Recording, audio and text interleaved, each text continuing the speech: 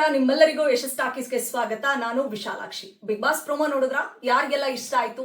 ಯಾರಿಗೆ ಇಷ್ಟ ಆಯ್ತೋ ಇಲ್ವೋ ಗೊತ್ತಿಲ್ಲ, ನನಗಂತೂ ಸಿಕ್ಕಾಪಟ್ಟೆ ಇಷ್ಟ ಆಯ್ತು.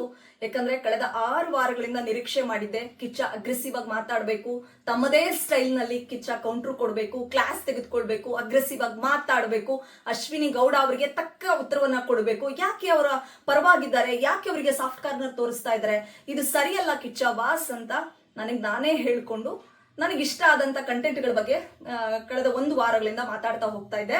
ಕೊನೆಗೂ ಕಿಚ್ಚ ತಮ್ಮದೇ ಸ್ವ್ಯಾಗ್ ನಲ್ಲಿ, ತಮ್ಮದೇ ಸ್ಟೈಲ್ ನಲ್ಲಿ ಅಶ್ವಿನಿ ಗೌಡ ಅವರಿಗೆ ಉತ್ತರ ಕೊಡೋದಕ್ಕೆ, ಅವರಿಗೆ ಬುದ್ಧಿ ಕಲಿಸೋದಕ್ಕೆ ಈ ವಾರ ಅಂದ್ರೆ ಇವತ್ತು ರೆಡಿ ಆಗಿದ್ದಾರೆ. ಈಗಾಗಲೇ ಪ್ರೋಮೋ ರಿವೀಲ್ ಆಗಿದೆ. ಕಳೆದ 1 ವಾರಗಳಿಂದ ಅಶ್ವಿನಿ ಗೌಡ ಅವರು ರಕ್ಷಿತಾ ಕಲೆಗೆ ಮತ್ತು ಕಲಾವಿದರಿಗೆ ಅಗೌರವ ತೋರಿಸಿದ್ದಾಳೆ, ಅವಮಾನ ಮಾಡಿದ್ದಾಳೆ ಅಂತ ಕಿಚ್ಚನ ಎದುರೇ ಗುಡುಗಿದ್ರು. ಜೊತೆಗೆ 1 ವಾರದಿಂದ ಬೊಬ್ಬೆ ಹೊಡಿತಾ ಇದ್ರು. ಈಕೆ ಕಲಾವಿದರಿಗೆ ಅವಮಾನ ಮಾಡ್ಬಿಟ್ಲು, ಕಲೆಗೆ ಅವಮಾನ ಮಾಡ್ಬಿಟ್ಲು, ಅಗೌರವ ತೋರಿಸ್ತಾ ಇದ್ದಾಳೆ, ನಿಂತಲ್ಲೇ ಡ್ಯಾನ್ಸ್ ಮಾಡ್ತಾಳೆ, ಅಧಿಕ ಪ್ರಸಂಗತನ ತೋರಿಸ್ತಾಳೆ, ಡ್ಯಾನ್ಸ್ ಮಾಡೋದ್ರ ಮೂಲಕ ಕಲಾವಿದರನ್ನ ಅಣಕ ಮಾಡ್ತಾಳೆ ಅಂತೆಲ್ಲ ಬೊಬ್ಬೆ ಹೊಡಿತಾ ಇದ್ರು. ಇದಕ್ಕೆ ಉತ್ತರ ಕೊಡ್ಬೇಕು. ನಿಜಕ್ಕೂ ಕಲಾವಿದರಿಗೆ ಅಗೌರವ ತೋರಿಸಿದ್ಲ ರಕ್ಷಿತಾ? ಏನು ಕಲಾವಿದರಿಗೆ ಅವಮಾನ ಮಾಡಿದಾಳೆ, ಮತ್ತೆ ಕಾಲಲ್ಲಿ ಹಿಂಗೇನೋ ಹೊಸ್ಕಾಗ್ತೀನಿ ಅಂತಾಳೆ. ನಿಜಕ್ಕೂ ಅವರು ಚಪ್ಪಲಿ ತೋರಿಸಿದ್ದು, ಅವ್ರು ಅಶ್ವಿನಿ ಗೌಡ ಅವರು ಹೇಳ್ತಾರೆ ಕಲಾವಿದರಿಗೆ ಚಪ್ಪಲಿ ತೋರಿಸ್ಬಿಟ್ಲು ಸರ್, 4-5 ಸಲ ಚಪ್ಪಲಿ ತೋರಿಸಿದಾಳೆ ಅಂತ.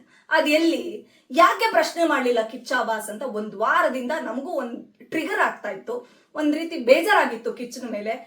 ಸೊ ನನ್ನಂತೆಯೇ ಬಿಗ್ ಬಾಸ್ ನ ಅನೇಕ ವೀಕ್ಷಕರಿಗೆ ಒಂದಿಷ್ಟು ಅಸಮಾಧಾನ ಇತ್ತು. ಆದ್ರೆ ಈ ವಾರ ಪ್ರೋಮೋ ನೋಡಿದ ಮೇಲೆ ಹಾಲು ಕುಡಿದಷ್ಟು ಸಂತೋಷ ಆಗಿದೆ. ಅದಕ್ಕೆ ಕಾರಣ ಯಾರು ತಪ್ಪು ಮಾಡಿದಾರೋ ಅವರಿಗೆ ಉಗಿತಾರೆ ಇವತ್ತು ಸಂಜೆ ಕಿಚ್ಚ ಬಾಸ್ ಅನ್ನೋದು ಪ್ರೋಮೋದಲ್ಲೇ ಗೊತ್ತಾಗಿದೆ.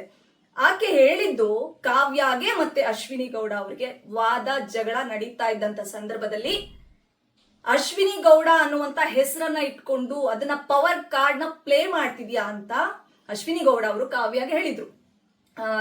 ಏನು ಅಶ್ವಿನಿ ಗೌಡ ಅಂದ್ರೆ ತಾಕತ್ತು ಅಂದ್ರೆ ಅಶ್ವಿನಿ ಗೌಡ. ಸೊ ನನ್ನ ಹೆಸರು ಹೇಳ್ಕೊಂಡು ನಿನ್ನ ಬೇಳೆ ಬೇಯಿಸ್ಕೊಳ್ತಾ ಇದೀಯ ಅಂತ ಕಾವ್ಯಾಗೆ ಮತ್ತೆ ಅಶ್ವಿನಿ ಗೌಡಗೆ ಜಗಳ ಆದಂತ ಸಂದರ್ಭದಲ್ಲಿ ರಕ್ಷಿತಾ ಎಂಟ್ರಿ ಆದ್ರು. ನೀವ್ ಹೇಳ್ತೀರಿ ಅಶ್ವಿನಿ ಗೌಡ ಅನ್ನುವಂತ ಹೆಸರನ್ನ ಇಟ್ಕೊಂಡು ಬೇಳೆ ಬಯಸ್ಕೊಳ್ತಾ ಇದ್ದಾಳೆ ಅಥವಾ ಪವರ್ ಕಾರ್ಡ್ ಆಗಿ ಪ್ಲೇ ಮಾಡ್ತಿದ್ದಾಳೆ ಕಾವ್ಯ ಅನ್ನೋದಾದ್ರೆ ನಿಮಗೆ ರಕ್ಷಿತಾ ಶೆಟ್ಟಿ ಬೇಕು. ಸೊ ನನ್ನ ಹೆಸರು ಹೇಳ್ಕೊಂಡು ನೀವು ಬೇಳೆ ಬಯಸ್ಕೊಳ್ತಿದ್ದೀರಾ ಅಂತ ರಕ್ಷಿತಾ ಮಿಡಲ್ ಎಂಟ್ರಿ ಆದಾಗ ಈ ಅಮ್ಮ ಬಾಯಿಗೆ ಬಂದಂಗೆ ಎಗರಾಡಿತ್ತು. ನೀನ್ ಸುಮ್ಮನೆ ಕೂತ್ಕೋ, ಮಿಡಲ್ ಎಂಟ್ರಿ ಆಗ್ಬೇಡ, ನಿನ್ನ ಆಟ ಏನು ಅಂತ ನಂಗೆ ತುಂಬಾ ಚೆನ್ನಾಗಿ ಗೊತ್ತಿದೆ, ಬಾಯಿ ಮುಚ್ಕೊಂಡು ಕೂತ್ಕೋ, ಬಂದ್ಬಿಡ್ತೀಯ ಮಧ್ಯಕ್ಕೆ ಅಂತ ಎಗರಾಡಿದ್ದಲ್ದೆ ನಿನಗೆ ಬುದ್ಧಿ ಕಲಿಸ್ತಾರೆ ನೋಡು ಕಲಾವಿದರಿಗೆ ಅವಮಾನ ಮಾಡ್ತೀಯಾ ಅಂತೆಲ್ಲ ಗುಡುಗಿದ್ರು. ಆದ್ರೆ ಆಕೆ ಹೇಳಿದ್ದು ಇದು ಧಾರಾವಾಹಿ ಅಲ್ಲ, ನಿಮ್ ಧಾರಾವಾಹಿ, ನಾಟಕ, ಡ್ರಾಮಾ ಏನಿದ್ರು ಹೊರಗಡೆ ಇಟ್ಕೊಳ್ಳಿ ಅಂತ ಅವತ್ತು ರಕ್ಷಿತಾ ಹೇಳಿದ್ಲು. ಈ ಅಮ್ಮ ವಾಪಸ್ ಬಂದ್ಬಿಟ್ಟು ಹಿಂಗಿಂಗ್ ತೋರಿಸ್ಬೇಡ, ಅದು ಕಲಾವಿದರನ್ನ ಅಣಕ ಮಾಡ್ದಂಗಾಗತ್ತೆ, ಅವ್ರಿಗೆ ಚಪ್ಪಲಿ ತೋರಿಸ್ಬೇಡ ಅಂತೆಲ್ಲ ಗುಡುಗಿತ್ತು. ಸೊ ಮ್ಯಾನಿಪುಲೇಟ್ ಮಾಡಿ ತಿರುಗಿಸಿ ಮಾತಾಡಿದ್ದು ಕಳೆದ ಪಂಚಾಯಿತಿಯಲ್ಲಿ ಕಿಚ್ಚನ ಎದುರು ಕೂಡ ಕಲಾವಿದರಿಗೆ ಕಲೆಗೆ ಅವಮಾನ ಮಾಡ್ತಿದ್ದಾಳೆ ಅಂತೆಲ್ಲ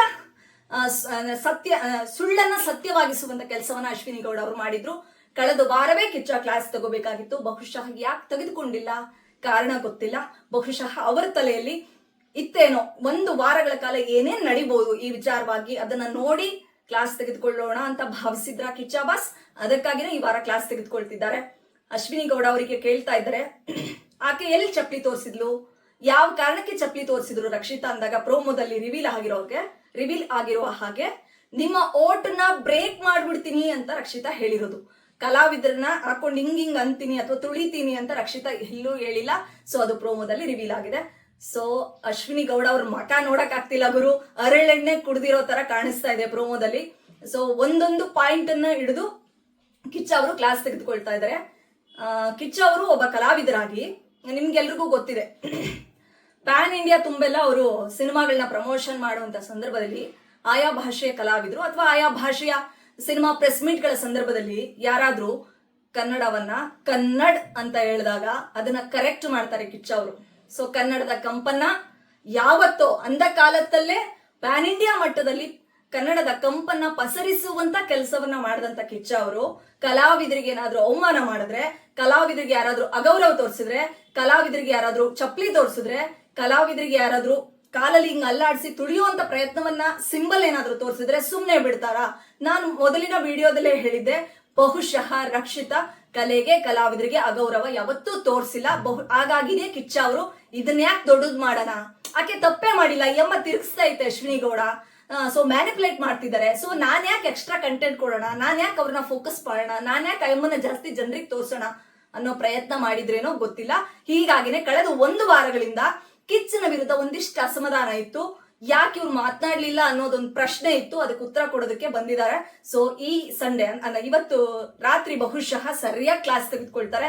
ಒಂದು ಬೆಂಕಿ ಟ್ರೈಲರ್, ಸಿನಿಮಾ ರೇಂಜ್ಗೆ ಒಂದು ಟ್ರೈಲರ್ನ ಅಥವಾ ಬಿಗ್ ಬಾಸ್ ಪ್ರೋಮೋನ ಬಿಟ್ಟಿದ್ದಾರೆ. ಸೊ ಎಲ್ರಿಗೂ ಇಷ್ಟ ಆಗಿದೆ. ಇಷ್ಟೆಲ್ಲ ಹೇಳಿದ ಮೇಲೆ ವ್ಯಕ್ತಿತ್ವದ ಪರೀಕ್ಷೆ ಅಂತ ಬಂದಾಗ ನಿಜಕ್ಕೂ ಈ ವಾರ ಕಳಪೆಗೆ ಹೋಗ್ಬೇಕಾಗಿದ್ದು ಗಿಲ್ಲಿ ಅಲ್ಲ, ಅಶ್ವಿನಿ ಗೌಡ ಅವರು. ಯಾಕಂದ್ರೆ ಅವ್ರು ಹೇಳ್ತಾರೆ, ಅಂದ್ರೆ ಮನೆಯಿಂದ ಬಿಗ್ ಬಾಸ್ ಸ್ಪರ್ಧಿಗಳ ಮನೆಯಿಂದ ಪತ್ರಗಳು ಬಂದಾಗ, ರಾಶಿ ಮತ್ತೆ ರಕ್ಷಿತಾ ಅಂತ ಬಂದಾಗ ರಕ್ಷಿತಾಗೆ ಪತ್ರ ಸಿಗಬಾರದು ಅನ್ನೋ ಕಾರಣಕ್ಕೆ ಅಯ್ಯಮ್ಮ ಗುಂಪುಗಾರಿಕೆ ಮಾಡ್ತು, ಬಕೆಟ್ ಗ್ಯಾಂಗ್ ನ ಕಟ್ಕೊಂಡು. ಅಲ್ಲಿ ಮಾತಾಡ್ಬೇಕಾದ್ರೆ ಹೇಳ್ತಾರೆ, ನನ್ನ ವ್ಯಕ್ತಿತ್ವವನ್ನ ತಿರುಗಿಸಿದಾಳೆ, ಜನರ ದೃಷ್ಟಿಯಲ್ಲಿ ನಾನು ಕೆಟ್ಟವಳನ್ನ ಹಾಕ್ಸಿದಾಳೆ ಅಂತ. ಆಕ್ಚುಲಿ ಒಂದು ವ್ಯಕ್ತಿತ್ವವನ್ನ ತಿರುಗಿಸೋ ಕೆಲಸ ಮಾಡಿದ್ದು ಈ ಅಮ್ಮ. ರಕ್ಷಿತಾ ಕಲಾವಿದರಿಗೆ ಬೆಲೆ ಕೊಟ್ರು, ಗೌರವ ಕೊಟ್ರು ಕೂಡ ಗೌರವ ಕೊಡ್ಲಿಲ್ಲ, ಕಲಾವಿದ್ರನ್ನ ಅವಮಾನಿಸ್ತಾಳೆ, ಚಪ್ಪಲಿ ತೋರಿಸ್ತಾಳೆ ಅಂತೆಲ್ಲ ಹೇಳಿ ಬೊಬ್ಬೆ ಹೊಡಿತು. ಜೊತೆಗೆ ರಕ್ಷಿತಾ ಕ್ಯಾರೆಕ್ಟರ್ ಬಗ್ಗೆ ಕೂಡ ಮಾತಾಡ್ತು.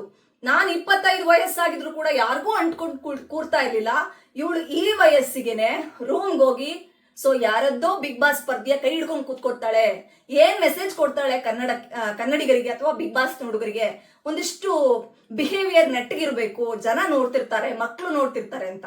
25 ವರ್ಷಕ್ಕೆ ಈ ಅಮ್ಮ ಕುತ್ಕೊಳ್ದೆ ಇರ್ಬೋದು, ಆದ್ರೆ ಜನ ಪ್ರಶ್ನೆ ಮಾಡ್ತಿದ್ದಾರೆ, 16-18 ವಯಸ್ಸಿಗೆ ಮದ್ವೆ ಆದ್ರಲ್ಲ ಅಶ್ವಿನಿ ಅವರೇ, ಹಾಗಾದ್ರೆ ನೀವ್ ಕೈ ಹಿಡ್ದಿದ್ದೀರಲ್ಲ, ಅವ್ರದಾದ್ರೂ ಕೈ ಹಿಡಿಲೇಬೇಕಿತ್ತಲ್ಲ, ನೀವು ಕೈ ಹಿಡ್ಕೊಂಡಿದ್ರಿ ತಾನೆ.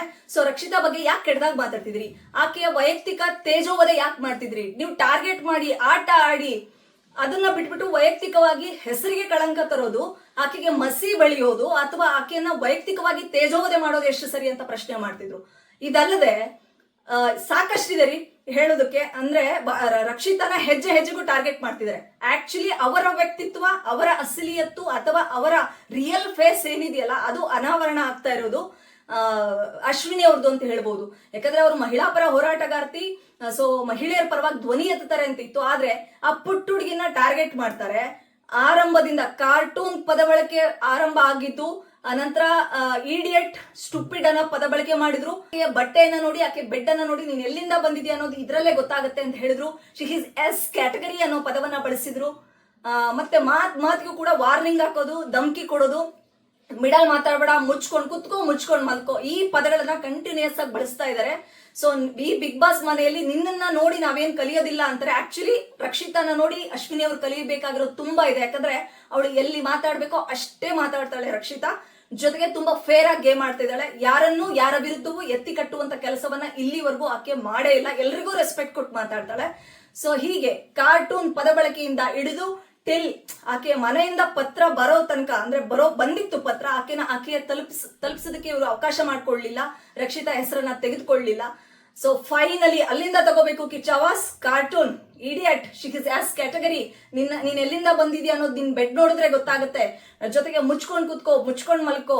ಜೊತೆಗೆ ವೈಯಕ್ತಿಕ ತೇಜೋವಧೆ ಮಾಡಿದ್ದಾರೆ. 16ನೇ ವಯಸ್ಸಿಗೆ 18ನೇ ವಯಸ್ಸಿಗೆ ಯಾರ ತರ ಅಂಟ್ಕೊಂಡು ಕುತ್ಕೊಳ್ತಾ ಇರ್ಲಿಲ್ಲ, ರೂಮ್ಗೆ ಹೋಗಿ ಯಾರದ್ದೋ ಕೈ ಹಿಡ್ಕೊಳ್ಳಲ್ಲ ಅನ್ನೋದನ್ನು ತೇಜೋವಧೆ ಮಾಡಿದ್ದಾರೆ. ಇದೆಲ್ಲ ಸರಿಯಲ್ಲ. ಆಕೆಯ ವ್ಯಕ್ತಿತ್ವವನ್ನ ಅಥವಾ ಚಾರಿತ್ರ ಹರಣವನ್ನ ಮಾಡೋದು ಅಥವಾ ತೇಜೋವಧೆ ಮಾಡೋದು ಸರಿಯಲ್ಲ ಅನ್ನೋದು ಬಿಗ್ ಬಾಸ್ ವೀಕ್ಷಕರಾಗಿ ಇದು ನನ್ನ ಅಭಿಪ್ರಾಯ. ಸೊ ಈ ಎಲ್ಲಾ ವಿಷಯಗಳನ್ನ ಗಮನದಲ್ಲಿಟ್ಕೊಂಡು ಈ ವಾರ ಸರಿಯಾಗಿ ಕ್ಲಾಸ್ ತೆಗೆದುಕೊಳ್ಳಿ. ನಿಮ್ಮ ಮೇಲೆ ಒಂದು ಆರೋಪ ಇತ್ತು, ಕಳೆದ 11 ಸೀಸನ್ಗಳಲ್ಲಿ ಕಿಚ್ಚ ಬಾಸ್ ಬೇರೆ ರೀತಿನೇ ಕ್ಲಾಸ್ ತೆಗೆದುಕೊಳ್ತಾ ಇದ್ರು, ತುಂಬಾ ಅಗ್ರೆಸಿವ್ ಆಗ್ತಾ ಇದ್ರು. ನಮ್ಮ ಹತ್ರ ಬೇಡ ಅಹಂಕಾರ ಅನ್ಕೊಂಡ್ರು ಪರವಾಗಿಲ್ಲ, ಇದೆಲ್ಲ ನಮ್ಮ ಹತ್ರ ನಡೆಯಲ್ಲ, ಈ ತರ ನಿಮ್ಮದೇ ಸ್ವಾಗ್ ನಲ್ಲಿ ಕ್ಲಾಸ್ ತೆಗೆದುಕೊಳ್ಬೇಕು ಅನ್ನೋದು ಬಿಗ್ ಬಾಸ್ ವೀಕ್ಷಕರಾಗಿ ನನ್ನ ಅಭಿಪ್ರಾಯ. ನೋಡೋಣ, ಪ್ರೋಮೋ ಚಿಂದಿ ಆಗಿದೆ. ಇವತ್ತು ಎಪಿಸೋಡ್ ಆದ್ಮೇಲೆ ಕಿಚ್ಚ ಯಾವ್ಯಾವ ಪಾಯಿಂಟ್ ಹಿಡಿದು ಮಾತಾಡ್ತಾರೆ, ಅಶ್ವಿನಿ ಮುಖ ಅಥವಾ ಅಶ್ವಿನಿ ಕಣ್ಣೀರು ಅದು ಮೊಸಳೆ ಕಣ್ಣೀರ ಅಥವಾ ಅನಂತರವೂ ಆಕೆ ಬದಲಾಗ್ತಾರ ಇಲ್ವಾ ಅನ್ನೋದನ್ನ ಕಾದ್ ನೋಡ್ಬೇಕು. ಬಿಗ್ ಬಾಸ್ ವೀಕ್ಷಕರಾಗಿ ರಕ್ಷಿತಾ ಫಾಲೋವರ್ ಆಗಿ ಅಥವಾ ಆಕೆಯ ಜೆನ್ಯೂನ್ ಫೇರ್ ಆಗಿ ಗೇಮ್ ಮಾಡ್ತಿರೋ ಕಾರಣಕ್ಕೆ ನಾನು ಆಕೆನ ಫಾಲೋ ಮಾಡ್ತಿದ್ದೀನಿ, ಆಕೆಗೆ ಸಪೋರ್ಟ್ ಮಾಡ್ತಾ ಇದ್ದೀನಿ. ಸೊ ನನಗೆ ಖುಷಿಯಾಗಿದೆ, ಬಹುಶಃ ರಕ್ಷಿತಾಗೂ ಇಷ್ಟೊತ್ತಿಗೆ ಖುಷಿಯಾಗಿರುತ್ತೆ.